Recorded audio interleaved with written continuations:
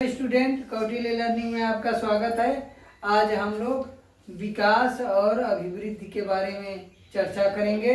विकास क्या है, अभिवृद्धि क्या है। यदि हम लोग सामान्य रूप से देखेंगे तो समाज में ज़्यादातर लोग जो बाल मनोविज्ञान को नहीं जान रहे हैं या उससे उनका संबंध नहीं है, वो बाल और विकास और अभिवृद्धि दोनों को समान मानते हैं। लेकिन ऐसा नहीं है, विकास और अभिवृद्धि दोनों अलग अलग हैं। तो विकास के बारे में हम लोग जानते हैं। विकास क्या है, विकास कैसे शुरू होता है, कब से शुरू होता है। गर्भावस्था से लेकर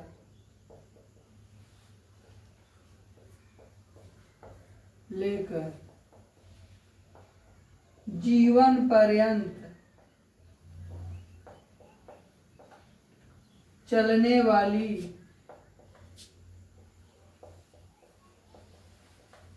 सकारात्मक प्रक्रिया ही विकास है।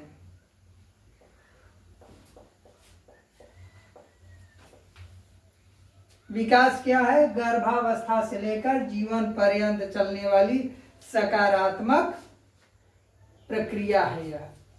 अब अर्थात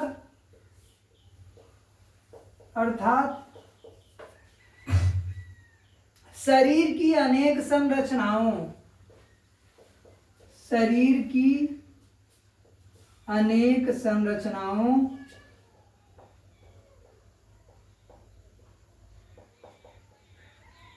अर्थात शरीर की अनेक संरचनाओं तथा कार्यों को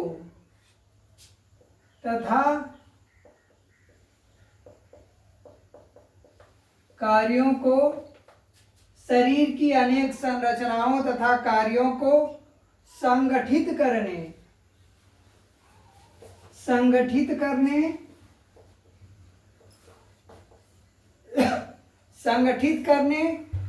तथा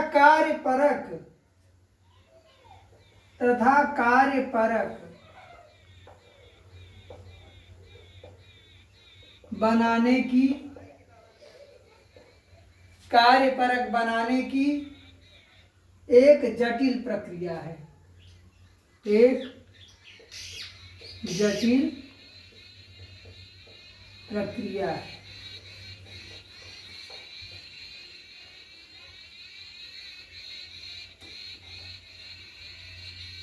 तो विकास क्या है? शरीर की अनेक संरचनाओं तथा कार्यों को संगठित करने तथा कार्यपरक बनाने की एक जटिल प्रक्रिया है। तो यह प्रक्रिया जो होती है वो गर्भावस्था से शुरू हो जाती है और जीवन पर्यंत चलती रहती है। व्यक्ति में अनेक बदलाव आते हैं, उसके विचारों में बदलाव आते हैं, उसके सोचने की क्षमता में बदलाव आते हैं। इस तरह यह प्रक्रिया निरंतर चलती रहती है। अब हम लोग यहाँ देखते हैं अभिवृद्धि क्या है। अभिवृद्धि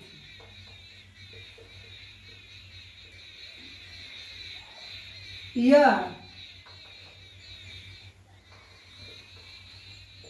गर्भावस्था से लेकर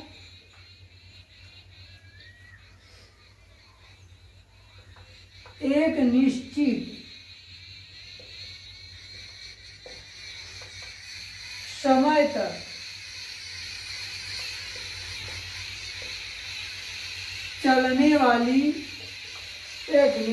समय तक चलने वाली प्रक्रिया है।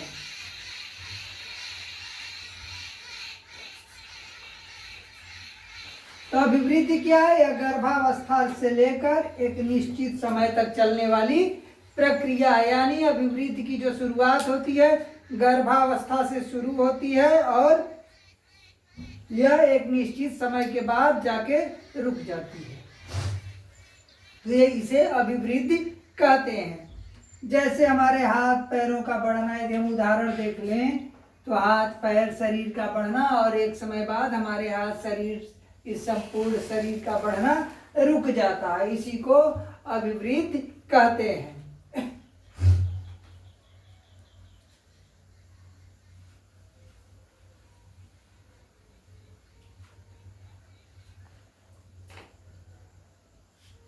विकास तथा अभिवृद्धि के आधार।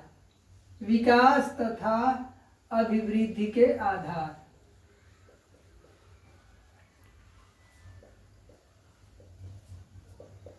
विकास और अभिवृद्धि के आधार क्या हैं? यानी विकास और अभिवृद्धि के मुख्य कारक क्या हैं जिससे हमारा विकास और अभिवृद्धि होती है?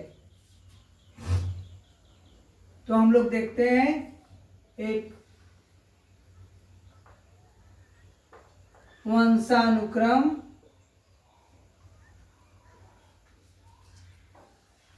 दूसरा वातावरण।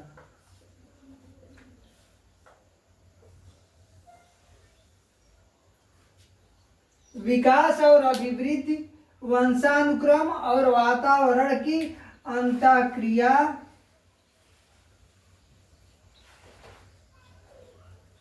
अंतरक्रिया के परिणाम स्वरूप होता है। यानी यदि बालक का वंश परंपरा से वो बेहतर है और उसे बेहतर वातावरण मिले तो उसका विकास भी बेहतर ढंग से होता है।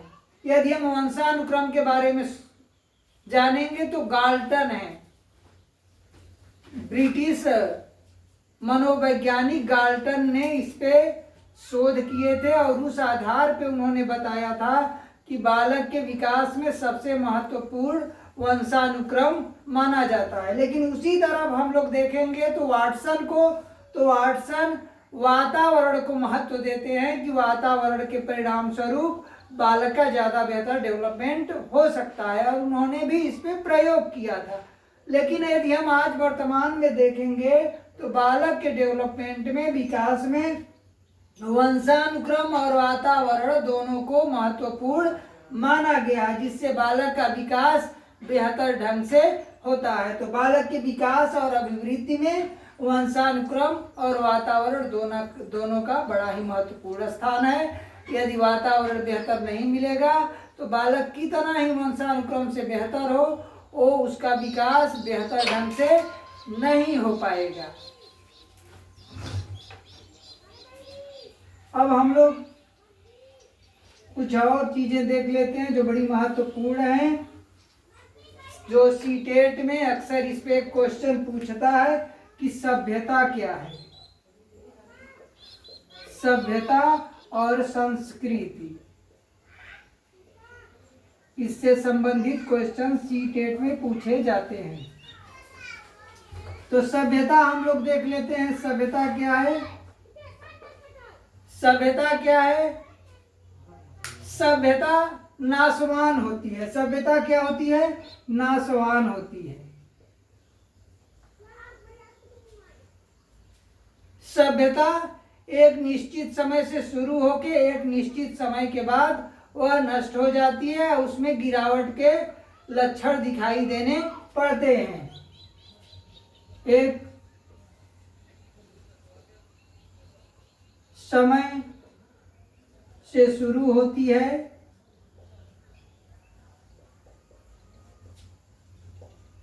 और कुछ समय कुछ काल के पश्चात उसमें गिरावट आने लगती है।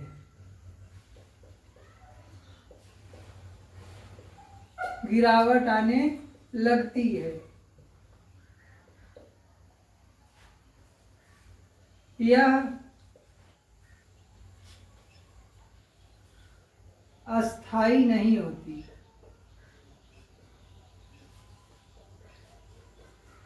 जैसे सिंधु घाटी की सभ्यता,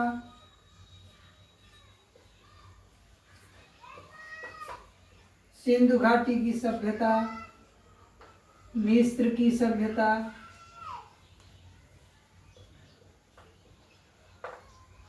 मेसोपोटामिया की सभ्यता,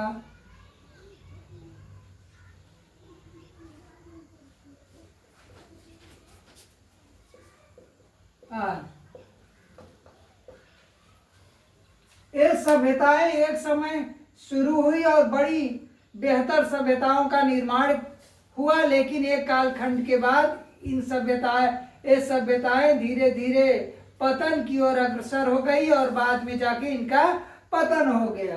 तो ये सभ्यता हुई।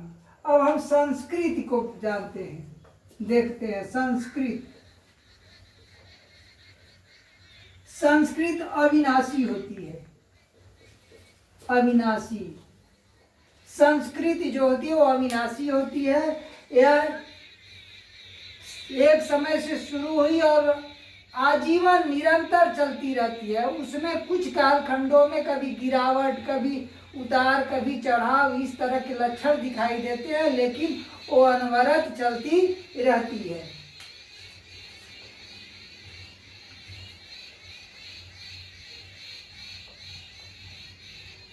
यह एक समय से शुरू होती है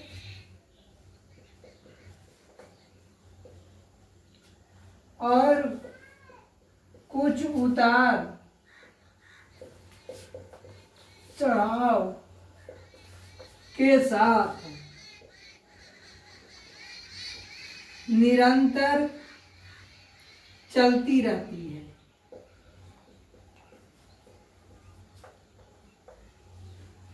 चलती रहती है। इसमें समय समय पे कुछ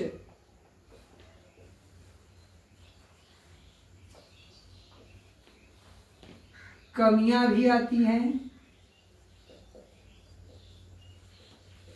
फिर उनका निराकरण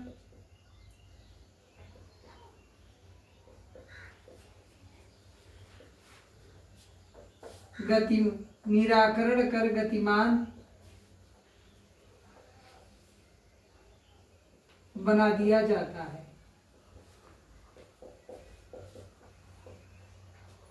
संस्कृति एक समय से जब शुरू होती है और कुछ उतार चढ़ाव के साथ इनमें साथ निरंतर चलती रहती हैं। इसमें समय समय पर कमियां कुछ आ जाती हैं, फिर उनका निराकरण किया जाता है और फिर एक गतिमान रूप से चलती रहती है। यदि हम लोग देखेंगे तो जो सिंधु सभ्यता में जो संस्कृति थे, सिंधु कल्चर था, जो संस्कृति थी, उस संस्कृति में क्या था?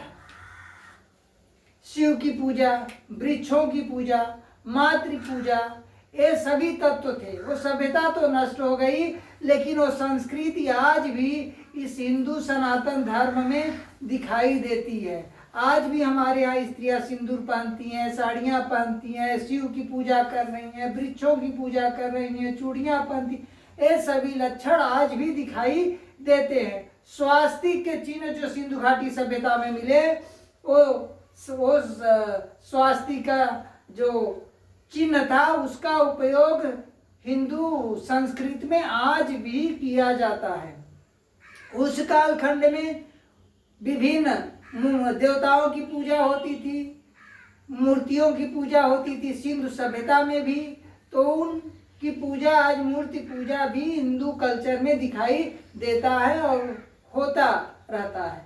तो इस तरह हम देखते हैं जो संस्कृति है वह निरंतर चलती रहती है, अविनाशी होती है। उसमें कभी कुछ उतार चढ़ाव आ जाते हैं, लेकिन फिर वह गतिमान हो जाती है।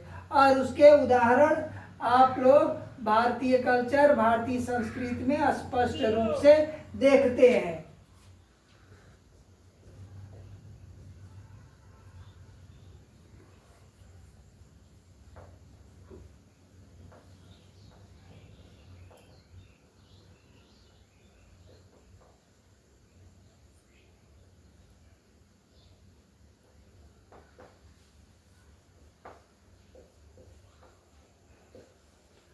यानी जो सिंधु सभ्यता में जो संस्कृति थी, वो संस्कृति आज भी हमारे भारतीय समाज में, हिंदू धर्म में दिखाई देती है। वो लगातार चल रही है, जिस प्रकार सिंधु सभ्यता में वो संस्कृति विराजमान थी।